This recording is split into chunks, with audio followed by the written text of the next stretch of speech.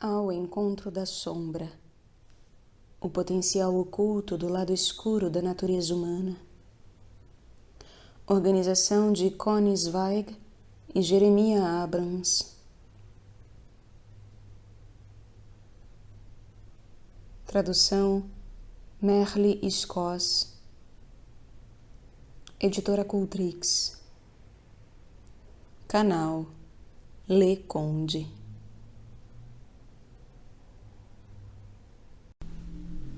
Capítulo 9. Rejeição e traição. Robert M. Stein.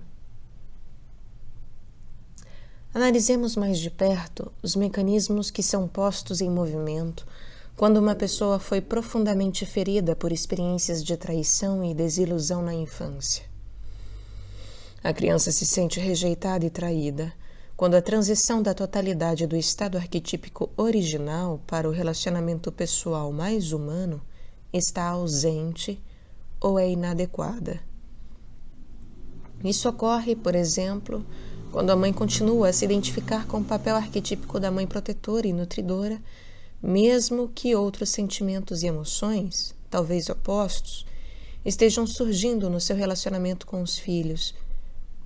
Estes precisam experimentar um quadro mais abrangente da verdadeira personalidade da mãe para poderem, eles também, começar a experimentar mais a sua própria individualidade. Quando a mãe se identifica com o arquétipo positivo da mãe, a mãe negativa afluirá fortemente ao seu inconsciente. O filho, em vez de vivenciar uma transição da mãe arquetípica para a mãe mais humana e dotada de muitos matizes de sentimentos e emoções, vê-se aprisionado entre duas forças arquetípicas opostas. Essa descoberta destrói, de modo abrupto, seu senso de totalidade e produz um rompimento na sua personalidade. O que ele experimenta é a rejeição e a traição. Ele se ressente por ser desalojado dos limites da situação arquetípica mãe-filho positiva, mas, ao mesmo tempo, seu impulso para a individuação instiga-o a prosseguir. Suas escolhas são limitadas. Ou permanece uma criança, ou evoca a ira da repressora e exigente mãe negativa absoluta. Não existe escolha intermediária.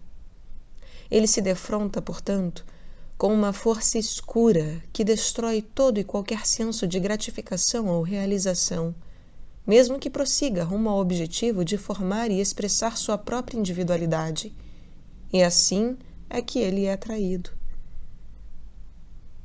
Na mesma medida em que a mãe positiva aceita e ama a natureza da criança com todas as suas fraquezas e inadequações, a mãe negativa a rejeita e exige que suas insuficiências sejam superadas. Isso, no entanto, ocorre num nível coletivo, de modo que equivale a uma rejeição de tudo aquilo que é único e individual na criança, ou de todos os fatores que não correspondam à imagem que a mãe possa ter de como seu filho deveria ser. A consequência de semelhante experiência é que a criança precisa esconder ou reprimir a sua singularidade, e essas qualidades incorporam-se à sombra. Já que a sombra sempre contém muitas coisas que são realmente inaceitáveis, repulsivas e prejudiciais para os outros e a sociedade, essa contaminação de individualidade e sombra pode ser desastrosa, pois a pessoa então experimenta a aceitação da alma e da sombra como idênticas. Isso faz com que lhe seja extremamente difícil estabelecer ou manter contato íntimo com qualquer pessoa. Sempre que alguém começa a se aproximar dela, ela invariavelmente fará algo para que esse alguém a rejeite. Precisamos tentar compreender melhor esse fenômeno, de vez que ele é tão comum. Por que a pessoa que sofreu o profundo ferimento arquetípico da traição parece estar sempre a provocar rejeição? É como se houvesse algo dentro dela a pedir rejeição. Essa pessoa, em geral, expressa exatamente esse ponto de vista a respeito de si mesma. Durante algum tempo, acreditei que isso se devia inteiramente ao medo de uma proximidade que iria expor o velho ferimento a novas injúrias. Fazia sentido. Mas depois percebi que, embora o ferimento ficasse exposto num contato íntimo, o que o havia causado em primeiro lugar era a experiência infantil da traição e da rejeição. Portanto, quando uma pessoa rejeita e provoca rejeição, a situação original de ferimento está se repetindo. E é óbvio que ela não evita o sofrimento através desses mecanismos inconscientes. Busquemos outras explicações. Compreenderemos melhor os fatos, vendo-os como consequência da incapacidade da pessoa de distinguir entre a sombra e a alma.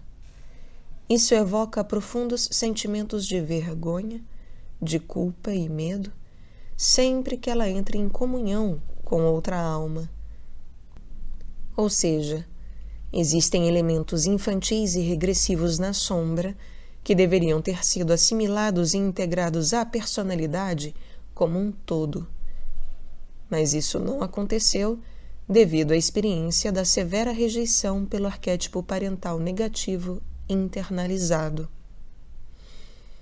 Sempre que existe essa contaminação entre a alma e a sombra, a pessoa continua a se sentir rejeitada, mesmo que encontre aceitação e amor profundos. Ela exige que a outra pessoa a redima da culpa que sente a respeito dos aspectos verdadeiramente inaceitáveis e destrutivos da sua sombra, os quais ela não diferenciou da totalidade do seu ser. Alguns elementos da sombra, tais como exigências infantis e necessidades de dependência, sexualidade infantil ou indiferenciada, avidez, brutalidade, etc., embora façam parte da condição humana, precisam ser contidos ou irão ferir os outros. A aceitação dessas qualidades no outro acompanha o amor e o respeito de uma pessoa pela alma da outra, mas não quer dizer que ela esteja disposta a ser sacrificada pela sombra. Mas é isso, precisamente, o que é buscado pelas pessoas que provocam a rejeição. Ou seja, que lhe seja permitido dar plena expressão à sua sombra e que sejam amadas pelo castigo que ela lhes inflige. Elas acham que só assim elas podem sentir aceitação e amor verdadeiros. Isso lança uma luz um tanto diferente sobre o problema e sugere a necessidade de aproximação, não o medo de estar próximo. Em outras palavras, existe uma necessidade profunda de se livrar da culpa e dos elementos amedrontadores da sombra. E é por isso que a sombra é continuamente trazida para aqueles relacionamentos que oferecem a possibilidade de contato humano íntimo.